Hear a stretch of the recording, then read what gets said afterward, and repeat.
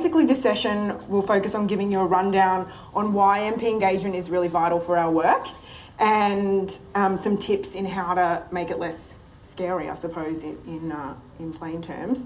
But I wanted to kind of get some of our delegates who've done some MP engagement before to come and give us a bit of a quick chat about how they've gone about doing what they're doing. So I'd like to first introduce Kate McDonald, to come and talk about her experiences. I have been asked to share with you some of my experiences I have had through my time in the union as a delegate and vice president when meeting and working with our state and federal leaders. One of the most significant interactions I've had was when Mark Taylor and myself from BCC presented to the Finance and Administration Committee in relation to the Industrial Relations Fair Work Act Harmonisation No. 2 and other legislations Amendment Bill 2013. This legislation that impacted so greatly on so many people, this legislation that threatened our job security and was destined to strip away employee provisions. Presenting to the committee was both nerve-wracking and empowering. Having received a tight time frame and a time frame for addressing the committee, it was important that what I said was concise, factual, but also emotive, enough to reach out and draw the support of the members.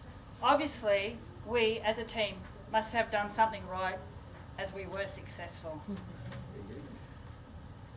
I have also been involved in a range of other meetings and representations throughout my career, such as town hall teleconferences, for the industrial relation changes, campaigns for the Mackay Regional and Serena Shire Councils, enterprise bargaining agreements, the 27 Wakes campaign, and delivering a petition to Tim Mulherron, not for sale rallies, Labor Day marches in Mackay and Barcaldine.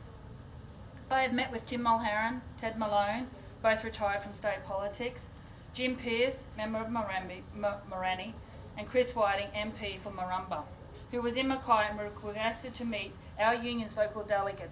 With around 3 hours notice, myself and another delegate, Fran, made ourselves available to meet Chris. In the lead up to these meetings and other meetings, I have emailed, phoned or written to the politicians. Then prior to the meeting, I ensure I have read the relevant subject matter to ensure I am fully informed of the discussions. It goes without saying that being well read on the subject matter, I have been more confident in the discussions and therefore more effective in delivering our messages. Whilst I'm nervous before the meetings, like now, I always find them to be very relaxed and come away feeling confident that our message about the situation facing workers in the community has been heard. My advice to anyone looking to have a meeting with MP is that getting started is half the battle. Get the ball rolling by giving them a call or sending an email. Make your notes, use the MP engagement booklet provided by the union office, and talk through your meeting with a delegate or a local organiser. The key is to feel entitled to go and see your MP. They are your representatives, so they should be willing to talk to you, listen to the concerns you hold, and work with you about how they can assist. So MP engagement is all of these things. It's social media, it's calling your MP, it's letter writing, it's making sure that they know about our flyers and our activities, our things that we're doing in our workplace. It's meetings, it's teletown halls, it's making them feel like they can be a guest speaker at an event. And it's all about building the visibility of our members where they're present. So one of the things that we saw earlier today was that wherever there was a community cabinet meeting, there was our members as part of that. So MP engagement is also part of our 5-year strategy that we're doing across all of our sectors that we represent. So we want to continue to deepen and widen the voice of workers as part of that strategy. And I just want to invite Jen up to kind of talk about the importance of impartiality as part of that. Hey everyone. This is critical. It has been as we continue to lobby and have lobbied in the past. Now, it's great that so many of you have taken this strategy on board because it is forevermore part of our strategy. Reality is every job that you do is linked to our government in some way, and it's at all levels. Therefore, we have to engage and lobby both with the people who we serve, those are ratepayers, those are clients, and we need to engage on their behalf as well as the workforce that supports our communities back with our local representatives, again at all levels. It is critical that we do that in a professional manner, and therefore we are impartial in terms of who we go and talk to. As you can see, we will go and lobby and campaign against whomever does not support the position of our members and our campaign. So while we've got a good run at the moment with the Labor Party, particularly in state, and they're doing well, if there was a turn in terms of privatisation agenda, obviously, you know, we go back into the mode about anti-privatisation messaging again. It becomes clear. If you're consistent with your theme and your efforts and your conversation about that, it becomes critical to your integrity and your professionalism about what you're saying, to connect with your members, to grow in that area, and also clear with the pollies about what you're talking about. So that's what we'll be saying. If we take the example today with Rod Harding, that was part of our lobbying in Brisbane City Council. In 6 weeks' time, we'll be going to meet with the Lord Mayor and asking him exactly the same questions. And 6 weeks later, we'll be meeting with the Greens candidate and asking exactly the same questions. And we need to ensure that we're being fair and reasonable and giving members, our communities and the people we represent the clear responses, because generally from those responses, you can pretty much set your path about who is supportive of your campaign. So I just wanted to say it's very important that you just don't, if there's multiple players in it, that you are asking the same questions, sending the same messages with all areas to provide the best feedback to continue to get your supporters to move with you on the campaign trail. It's really important to speak to the broad spectrum of the political landscape, and it relates directly to our union's objectives, which as executive members and as union members generally you would have signed on to. So participation, visibility and leadership, so really key parts of that. And as we know, our delegates are diamonds, so it's really important for you guys to do that work. It's not about, I just wanted to also say, it's not about you being polished lobbyists. It's okay when you do these meetings and or reach out to a councillor or a candidate to not know all of the answers. You can get back to them. It's just about putting the face of workers in front of all of these candidates or the particular elected official that you might be speaking to. And when that's done, then it increases government's accountability on the issues that we want to see in Parliament. So, before you start, as Kate mentioned, it's really important to have a plan. So identify what it is that you want to talk to the member or potential member of Parliament or the councillor about. Is it necessarily appropriate for you to have a meeting in that circumstance? Could you raise it over the phone? Could you raise it in a letter? So what is the purpose of your meeting? You're not just rocking up there as a services union member to have a chat. You've got to go there with a particular issue that you want to talk about. How will you approach them? And know the outcome before you kind of step in. So if you're going to go and talk to a Liberal Party politician, it might be that they're not going to, you would already probably know that as soon as you say, hi, I'm here, I work at the local council and I'm a union member, you already know that potentially they might be a bit switched off. So you need to figure out what is it the angle as you as a constituent that you're going to try and push to get them over the line or to consider things from a different point of view. And it's okay if you're not getting them to commit to something. You're going in there with a commitment, but you might not be get the response that you want, but you're at least starting that level of engagement and you're continuing that. And also knowing how our union can help you in that. What sort of resources can we give you to make sure that you feel skilled enough to be able, or well-resourced enough or well-informed enough to be able to have that discussion.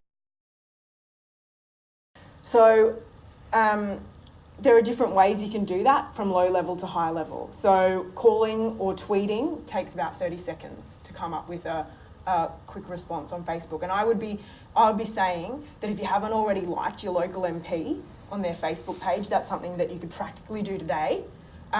Just to keep an eye on the sorts of issues, because again, when you've all come from the first sessions, we've talked about building rapport and engaging in a structured way around your industry campaigns.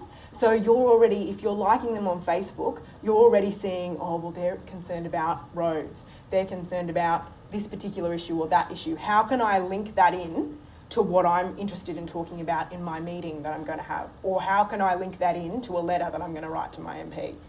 So writing takes about 10 minutes to jot down a letter. You might put it aside, come back and read it again before sending it. But it doesn't take a lot of time to write that out. Having a meeting takes more time, but you're also getting greater benefit as a result of that. You're getting 15 to 20 minutes in front of your local member or your councillor to be able to put forward the views and ask specific questions that you're then going to follow them up on and require a response on if they don't know the answer in that meeting. And that's okay. They might not know the answer. They might not be across all of the issues that you're going to bring to that particular meeting. But the key with anything, as we've learned in our first session, is follow up. So making sure that you do keep engaging with them post the meeting. Some hot tips. So what is our state government policy on the particular issue that you're going to talk to them about today?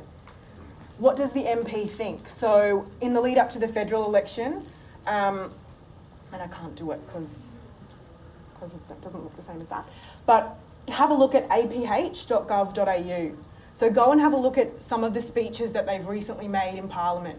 Is there anything there that a quick scan over the website might go, oh, well, I know that they're concerned about this issue. How can I link that into my discussion with my MP? So you don't have to be a polished lobbyist, but you do have to go there with a little bit of research about what they might be feeling about a particular issue or what your in might be. Is there any information that you can bring from our union? Do we have some resources that fact sheets that you might want to leave with your MP?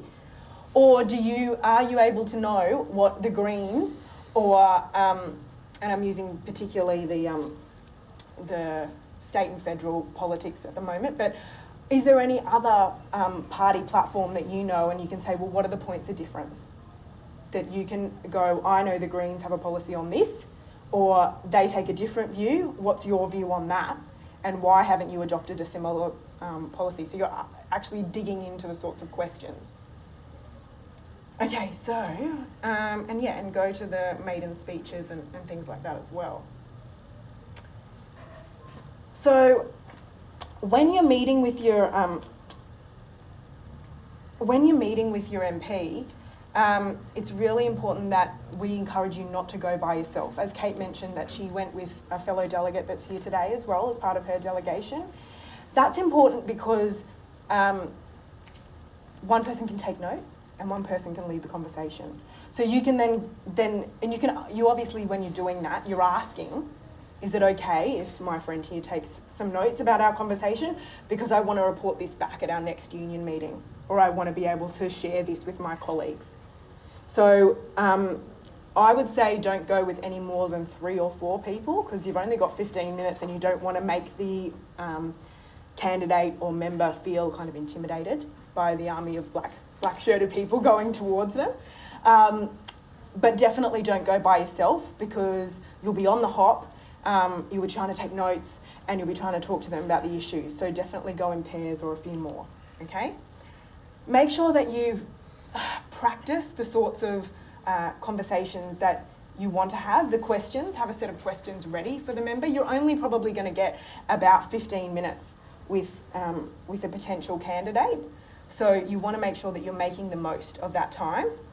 And have a request. So, hey, come along to our workplace, or we're having a union meeting and we'd love to hear about what your views are on the issue. You mentioned that you were interested in this particular topic. Isn't that interesting? Because we're going to be talking about that at our community barbecue next week, or whatever it might be. Or we've got, and I don't have them with me, like we did with Shannon the other day, you know, we've got our Investing in Quality Community Care pledge card here. Would you be willing to sign that pledge to say that you agree to the sorts of things that we're talking about? So have some sort of action ready for them to be able to do, or some sort of ask that you want them to do. And then let them know that you'll be following up.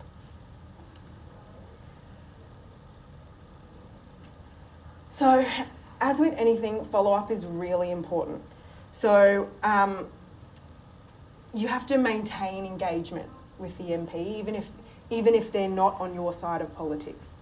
So, make sure that when you're in the meeting, and I'm sure that that you that have done these sorts of engagements before, you're always polite and courteous, even if you know that they're not fully across the issue or that they're not on your side of politics. Again, it goes back to that professionalism that we want to portray as union members, and we also want to dispel any sort of negative images that people have of union members in that. So it's really important to be to thank them for their time and to be polite in that conversation. Reiterate that you reiterate the sorts of things that you wanted to talk about. So today we spoke about, or when we spoke last week, we mentioned X, Y, and Z, and we asked you to follow up with you. We asked you to bring this up in cabinet, or we asked you to talk to your other councillors in the district or in the ward about that particular issue. Please let us know when that's happened, and if there's any further information that we can provide, I'm happy to be that point of contact for you. And again, let them know that you'll be touching base, and you can do that again with any of the ways that we saw before. So social media might be a way that you would follow up with them. You might even put something on their Facebook saying, thanks so much for meeting with us the other day. It was great to chat to you about X. Link in the Services Union Facebook page so that they're constantly connected to the issue.